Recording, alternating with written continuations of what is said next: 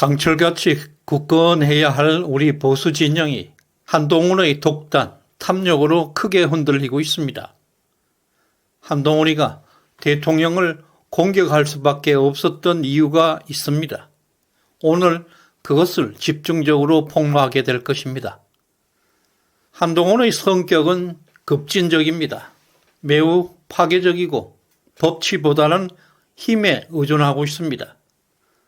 검사 시절 한동훈은 법기술자로 검찰 권력을 자신의 성공을 위한 도구로 삼았습니다. 그가 처리한 사건들을 보면 분명히 알 수가 있습니다.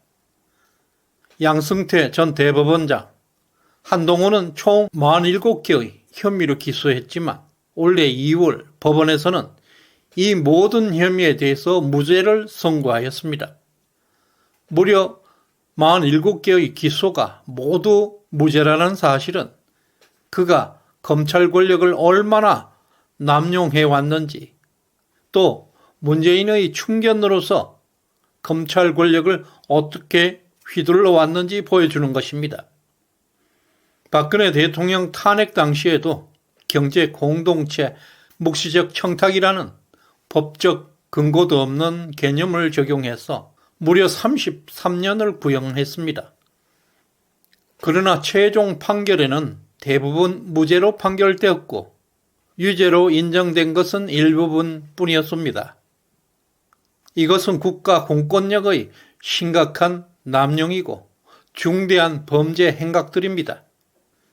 한동훈은 그러한 버릇을 아직도 버리지 못하고 있습니다. 최근 명태균 녹취록이 짜집기 되었다는 사실이 소리 전문가에 의해서 폭로되었음에도 불구하고 한동훈은 이번 사안은 법리로 다룰 때가 아니라고 말했습니다. 무서운 말입니다. 양승태, 박근혜를 구속했을 때처럼 윤석열 대통령을 역시 여론재판에 넘겨야 한다는 썸뜩한 주장을 펴고 있습니다.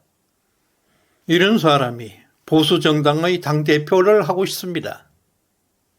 타인을 자신의 출세의 도구로 생각합니다. 한동훈이가 기소했던 47개 혐의가 모두 무죄로 판결났다는 것은 그가 얼마나 독단적인 인간인지 증명하고 있습니다. 무려 47대 0, 47개 모두가 무죄입니다. 세계 사법 역사에서 유례가 없는 너무나 심각한 일이 대한민국에서 발생했습니다. 한동훈의 내부 총질은 자신의 비리를 덮기 위한 몸부림일 뿐입니다. 한동훈의 대통령에 대한 공격은 점점 과격해지고 있습니다. 여당 대표가 대통령을 공격하는 것은 분명한 배신입니다. 어제 11월 4일 명태균 녹취록에 대해서 국민에게 소상히 밝히고 사과해야 한다고 주장했습니다. 이것은 여당 지도부와 협의도 없이 독단적으로 나온 발언입니다. 민주당 대변인보다 더 악랄한 발언입니다. 이어서 내각과 대통령실의 인사쇄신까지 요구했고 김건희 여사의 외부 활동을 중단하라는 명령 같은 모독을 하고 있습니다. 한동훈이가 이렇게 강도 높게 대통령을 비판하는 데는 그 이유가 무엇일까요? 많은 평론가들은 한동훈의 내부 총질 행보를 차기 대권을 향한 전략이라고 해석하고 있는 사람도 있습니다. 진중권, 김경률과 같은 좌파 진영으로부터 쫓겨나온 좌파 패족들의 주장들과 맥을 같이 하고 있습니다. 한동훈은 그들 좌파 패족들을 원군으로 이용하고 좌파 패족들은 보수 진영에 정착하기 위해 한동훈을 서로 이용하고 있습니다. 따라서 한동훈의 내부 총질은 차기 대권을 위한 대통령과 차별화하려는 것이 아니라 자신을 지키기 위해서 대통령을 공격하고 있는 것입니다. 한동훈의 행보에는 윗선, 가식, 위장술로 가득 차 있습니다. 머리에도 뽕, 가슴에도 뽕, 신발에도 뽕, 어깨에도 뽕이 들어가 있습니다. 한동훈의 인생 그 자체가 위장이고 가식입니다. 그는 천부적 위장술로 국민을 미혹하고 현혹해 왔습니다. 시대정신연구소는 한동훈에 대해서 최초로 빈 깡통이라고 주장한 바 있습니다. 이어서 오늘은 한동훈이가 내부 총질하는 이유를 밝혀드릴 것입니다. 한동훈은 검사 시절 문재인의 사냥개로 검찰의 중견 간부에 불과했습니다. 그럼에도 정권 교체로 인해서 가장 수지 맞는 장사를 한 놈이 바로 한동훈입니다. 윤 대통령의 은혜를 가장 많이 받았습니다. 검찰의 중견 간부가 딱 2년 만에 장관이 되었고 집권당 비상대책위원장까지 올랐습니다. 지금은 당대표를 하고 있습니다. 초고속 벼락 출세를 했습니다. 엄청난 권력자가 되었습니다. 하지만 견제받지 않는 권력은 반드시 부패한다고 했습니다. 한동훈 역시 철저하게 부패하고 있었습니다.